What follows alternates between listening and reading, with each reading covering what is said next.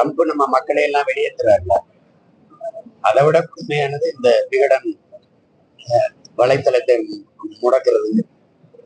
இந்தியாவின் முதன்மை பொறுப்புல இருக்கிற மகன் யாருன்னா மோடி அவர்கள் தான், நாட்டின் பிரதம அமைச்சர்.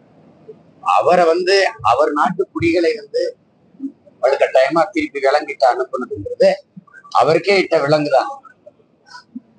அப்படிதான் நீங்க பார்க்கணும். அது இப்ப என் குடிகளுக்கு ஒரு துயரம்னா அது எனக்கான துயரம்னு பாக்குறவங்க சரியான தலைவராக இருக்கும். அப்ப அதை குறியீடா வச்சு நீங்க அவங்க ஒரு கருத்து படத்தை போடுறாங்க. அந்த கருத்து படத்தையே தாங்கிக்க முடியல அப்படின்னா தன் நாட்டு குடிகளை வலுக்கட்டாயமா கைவிலங்கோட போட்டு இரவோட திருப்பி அனுப்புனதை விடவா இது ரொம்ப அசிங்கமா போயிடுச்சு. ஒரு நாட்டை ஆள்கிற தலைவருக்கு, இந்த நாட்டின் முதன்மை அமைச்சருக்கு, தன் நாட்டு குடிகளுக்கு ஏற்பட்ட இழிவை விடவா இது இழிவு? அதுக்கு இந்த வலைத்தளத்தை நீங்க மூடினீங்கன்னா என்ன ஒரு சுதந்திரம்ங்கிற சொல்லுக்கு என்ன அர்த்தம் இருக்கு? பேசக்கூடாது, எழுதக்கூடாது, எந்த கருத்தும் வெளியிடக்கூடாது, அநீதி நடந்தா எதிர்த்து போராடிடக்கூடாது. இதுக்கு எதுக்கு இந்த சுதந்திரத்தை நாங்க போராடி தரணும்? சுதந்திரம்ங்கிற அந்த சொல்லுக்குதான் விளக்கம் தான் என்ன? இது எல்லாம் சேர்ந்துதானே நாட்டுக்கு மக்களுக்குமான சுதந்திரம். உங்களுக்கு தெரியும் எவ்வளவு காலமா இருக்க ஒரு நிறுவனம், அதை பத்தி அது எனக்கு என்னமோ அந்த வலைத்தளத்தை முடக்குனது விகடனுக்கு ஏற்பட்ட அவமானமாவோ இழிவாவோ நான் கருதல. இந்த செயல் ரொம்ப இழிவா இருக்கு. அது எப்படி எடுத்துக்கிறதுனே புரியும்.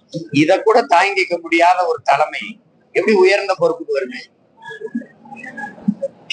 ஏச்சு, பேச்சு, அவமானம், கேவலம், ஏளனம் இதையெல்லாமே தாங்க முடியாத மனப்பக்குவத்துலதான் இந்த நாட்டின் முதன்மை தலைவர்கள் நீங்க இருக்கிறீங்களா? சொல்லுங்க.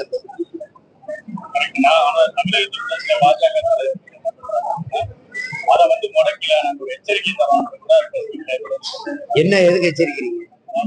எதுக்கு எச்சரிக்கிறீங்க? அங்க மோடி ட்ரம்ப் எச்சரிங்க.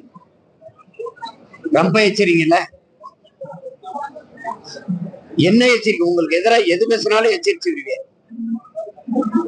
நாங்களும் தான் உங்களை எச்சரிக்கிறோம், கொஞ்சம் கவனமா இருங்க, அதிகார நிலையத்துல ரொம்ப ஆடாதீங்கன்னு நாங்களும் உங்களை எச்சரிக்கிறோம். எல்லாருமே இந்த இடத்துல உட்கார்ந்துட்டா இந்த நாற்காலி நிரந்தரம் நினைக்கிறது பாருங்களேன். அதுதான் உலகத்திலே கொடுமையானது. புரட்சி என்பது ஒரு தலைகீழ் மாற்றம். கீழே இருப்பது மேலே வரும், மேலே இருக்கிறது கீழே வரும். வரலாறு எங்கிலும் காலச்சக்கரம் சுழண்டு கொண்டுதான் இருக்குது. அங்கேயே அப்படியே நின்றது. அதனால இது நல்லா இல்லை. இது ஒரு ஜனநாயக நாட்டுக்கு அழகு.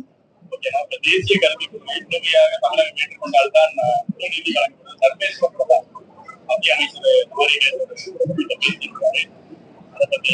இந்த மாதிரியான செயல் தொடரும் போது தேசியம்னு ஒண்ணு இருக்குமா? தம்பி நீங்க தான் கேள்வி இருக்கீங்க, நான் உங்களுக்கு தான் பதில் சொல்றேன். இந்த மாதிரியான செயல்கள் தொடரும் போது நீங்க சொல்ற தேசியம்னு ஒண்ணு இருக்கு. இந்தியா ஒரு தேசிய அமைப்பு, தேசியமா பல தேசங்களில் ஒன்றி எல்லாருக்கும் தெரியும். ஆனா இது மாநிலங்களின் ஐக்கியம் தான், மாநிலங்கள் அவைதான். இங்க பல்வேறு தேசிய இனங்கள் வெவ்வேறு நிலப்பரப்பில் கூடி வாழ்றோம், மாநில அமைப்புகளா, மாநில. ஆனால் இந்தியாங்கிற ஒரு நாட்டுல நம்ம தேசிய ஒருமைப்பாடு, இறையாண்மை எல்லாத்தையும் கட்டுப்பட்டு வாழ்றோம். இந்திய நாட்டின் குடிமக்கள். நான் சிட்டிசன் ஆஃப் இந்தியா.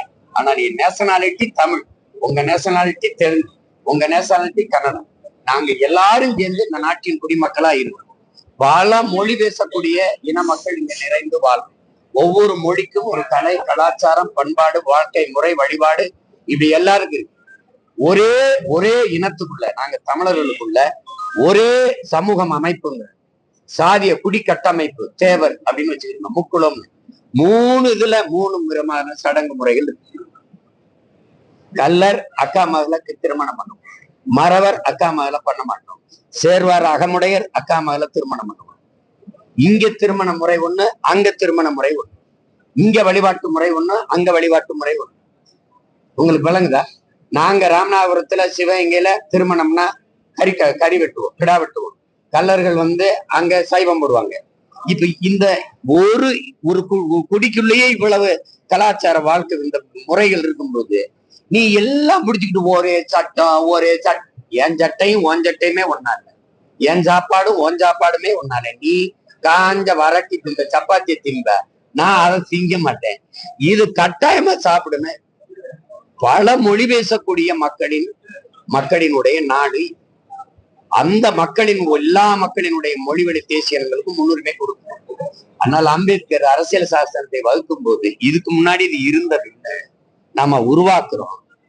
ஆனால் இந்தியா ஒன்றுபட்ட ஒரு தேசமாக, ஒரு நாடாக, ஒருமைப்பாடு மிக்க ஒரு நாடாக இருக்கணும்னா எல்லா மொழிவழி மாநிலங்களுக்கும் முன்னுரிமை கொடுக்கப்படணும்னு சொல்லிட்டு தான் எழுதுறது.